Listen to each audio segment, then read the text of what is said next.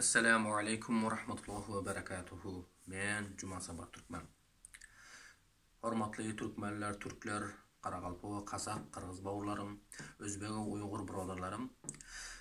Hemmäňizi Ramazan bayramı bilen, Ramazan Eid bayramı bilen gutly mübarek edýän. Goý Allah azza we jelle bu Ramazan bayramlaryny bizlere hayırly, bereketli etsin. Hormatly möminler, elhamdülillah. Bugün şadiyallık günü, bugün Müslümanların iki bayramından bir bayramı. Hormatly türkmenler, Qaraqalpaq bawurlarym, Özbek bradarlarym. Bu Ramazanny öýümizde, watanymyzda, ýurdumyzda bolup bilmedik. Dua edelim ki Rabbil Alamin bizleri Kurban bayramlarında, gelecek yıllarda öýümizde, ocağımızda, tünegimizde bolmaklygy nesip etsin. Şonun üçin möminler, musulmanlar, türkmenler, türkümallar, Qaraqalpaq, Qazaq bawurlarym birleşmemiz gerek, beraber bolmamız gerek. Birlikte bu zalim diktatorlara, bu kafir diktatorlara karşı hareket etmeli vaktimiz geldi. Eğer biz bir bolmasak, beraber bolmasak, şeydip daşarlarda öýümizden uzak, bala çağımızdan uzak, vatanımızdan uzak bolup yok bolup gideriz.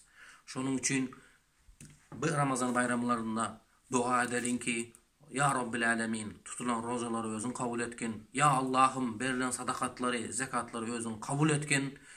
Ya Rabbi bizleri birleştirin, bizlere güç, beraberlik verin. Bu zalıma, bu kafira karşı harekette bizleri kuvvetla birleştir deyip dua etmemiz gerek.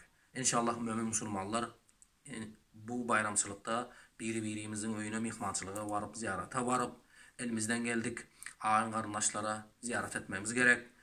Yetim, dul ayallara kömek etmemiz gerek. Hasta, günlü görülmen oturan adamlara elimizden geldik kömek etmek gerek.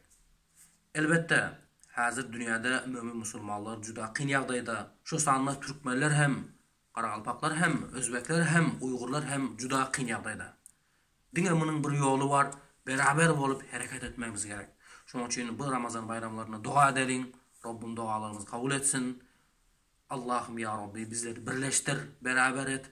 Bizlerin aramıza muhabbeti, söýgüni, biri-birimize hormaty bergin ya Rabbi diye dua edelim. Yine bir gezek öz adımdan, yakylarımın adından sizleri Ramazan bayramlarınız bilen kutlu mübarek edýän. Allah azze ve celle tutulan rozaları, verilen sadakaları kabul etsin. Yeneki yıllarda, yeneki günlerde birlikte, beraberlikte görüştürsün. Esselamu aleyküm ve rahmetullahi ve berekatuhu.